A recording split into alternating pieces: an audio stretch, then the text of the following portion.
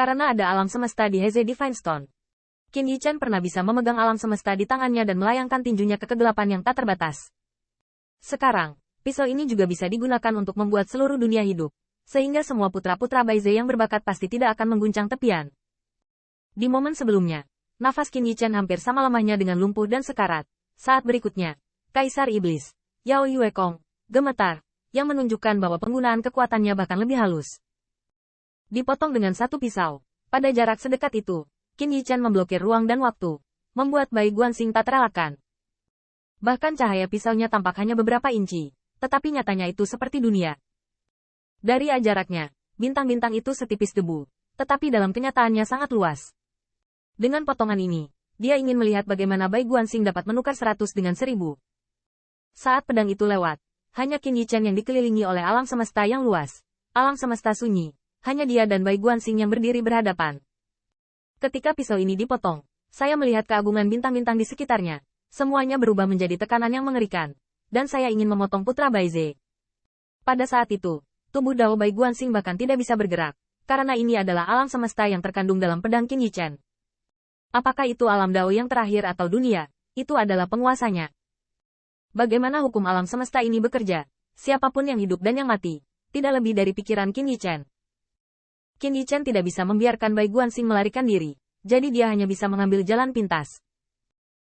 Hua Daoru menggunakan sisik naga untuk melindungi tubuhnya pada saat itu, dan dia mampu menahan himpitan yang menyilaukan dalam cahaya guntur naga petir itu ganas, seolah-olah dia tidak pernah berbelas kasihan bahkan kepada murid dari istri tercintanya. Tapi Hua Daoru merasakan kekuatan pedang, dan jantungnya bergetar. Dia bisa merasakan cahaya melewati pedang, dan bahkan 9 naga petir tidak bisa menahan gemetar, seperti sisik naga yang mengamuk. Gui Sun menjadi tenang selama sesaat. Sangat disayangkan bahwa kekuatan pedang Qin Yichen memotong ke Bai Guanxing, dan dia tidak bisa membantunya. Ketika pisau ini dipotong, Hua Daoru bahkan memiliki pandangan penuh harapan. Putra Baize di alam kaisar. Dao Ji tidak dapat menahan pukulan ini. Ini adalah momen terdekat mereka menuju kemenangan. Tapi apa yang membuat Qin Yichen terkejut? Tetapi sepertinya seperti yang diharapkan bahwa bahkan jika cahaya pedang mendekat, bahkan jika dia berada di dunia di mana dia tidak bisa dilahirkan, wajah tampan dan anggun Bai Guanxing tidak panik sama sekali, tetapi sangat tenang. Bahkan jika itu adalah ilusi atau sesuatu, Bai Guanxing mengangkat senyuman yang dia harapkan sejak lama. Bagaimanapun, dia telah melihat pedang Wukong sejak lama, bagaimana dia tidak bisa menebaknya. Tapi Qin Yichen tidak kehilangan kekuatannya dengan pedangnya, bahkan kecemerlangan yang ditebas sudah cukup untuk menenggelamkan musim dingin yang tak terjangkau. Melihat bahwa itu mudah untuk dipikirkan, itulah yang paling sulit untuk dilakukan. Bagaimana dengan mengetahui bahwa saya akan melakukan pemotongan ini? Jika Anda tidak bisa bersembunyi, Anda harus mati. Wow! Cahaya pisau lewat. Bagaimanapun, yang membuat Hua Daoru tertegun adalah Bai Guanxing mundur sedikit, dan cahaya menyilaukan dari pisau yang telah dipotong melewati sudut pakaiannya. Pisau ini telah dipotong kosong. Hua Daoru tidak bisa mempercayainya.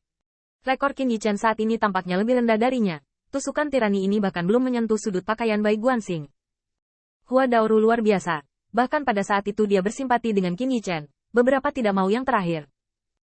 Kau tahu, Bai Guanxing mengelak hanya beberapa inci dari ujung bilah yang dipotong oleh bilahnya. Tetapi pada kenyataannya, metode saluran dewa yang dipotong dengan kekuatan kaisar mereka sudah cukup untuk bergerak ribuan mil dalam satu pikiran. Bahkan jika Bai Guanxing mundur dan menghindari pedang di tubuhnya, kekuatan dari cahaya pedang yang menembus sudah cukup untuk memotong pakaian Bai Guanxing. Tapi nyatanya, tidak ada. Tidak ada. Pedang Qin Yichen dipotong ke udara. Faktanya adalah itu sangat sederhana. Tetapi pada saat itu, kepanikan Qin Yichen jauh melampaui imajinasi Hua Daoru. Adegan di matanya adalah ketika pedangnya akan dipukul. Bai Guanxing mundur selangkah secara langsung. Tetapi di dunia yang luas, dia langsung mengosongkan ratusan ribu mil dan berdiri langsung di bidang bintang lain. Itu adalah bidang bintang yang bahkan tidak bisa dijelajahi Qin Yichen, dan masih mengalami kesulitan untuk digenggam. Bai Guanxing melangkah kembali ke bidang bintang itu. Membiarkan kekuatan bidang bintang untuk menghancurkan langit dan bumi sudah cukup untuk menghancurkan tubuhnya. Tetapi dia lolos dari kategori kekuatan, dan tentu saja dia tidak menyentuhnya sejenak. Apa yang dilakukan Bai Guanxing masih benar, tetapi pada saat itu adalah frustrasi paling berat Qin Yichen dalam hidupnya. Tahukah Anda, sudah berapa lama pedang Wukongnya berlatih? Ini bukan hanya budidaya pedang Wukong. Ini adalah kekuatan bintang-bintang yang telah ia kembangkan selama bertahun-tahun untuk dapat menguasai alam semesta ini.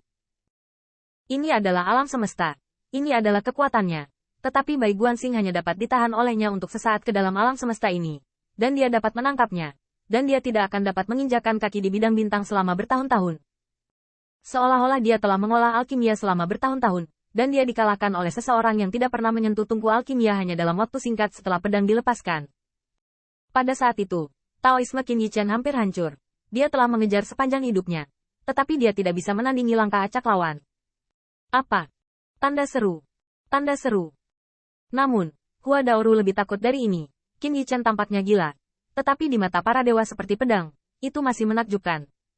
Alis Qin Yichen terangkat, dan matahari yang terik memancar darinya. Itu adalah matahari yang terik, murid surgawi naga.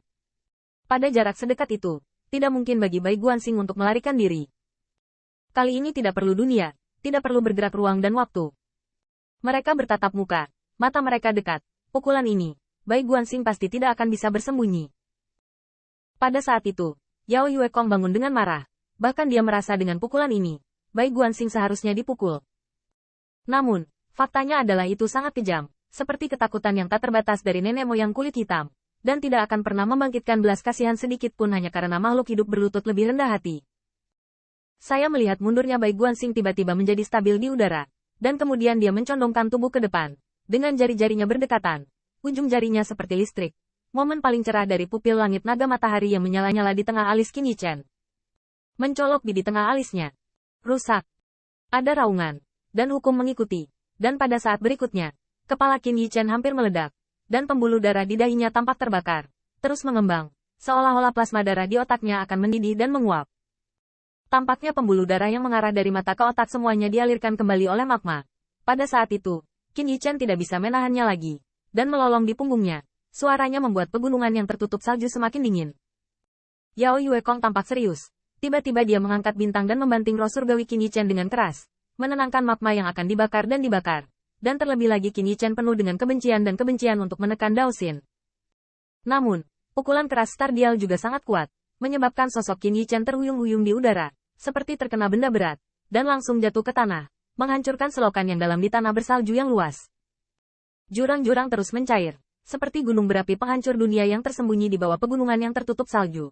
Bai Guanxing menatap matanya, diam-diam menggelengkan kepalanya, mengarahkan ujung jarinya, 9 naga petir bersilangan, melepaskan Hua Daoro.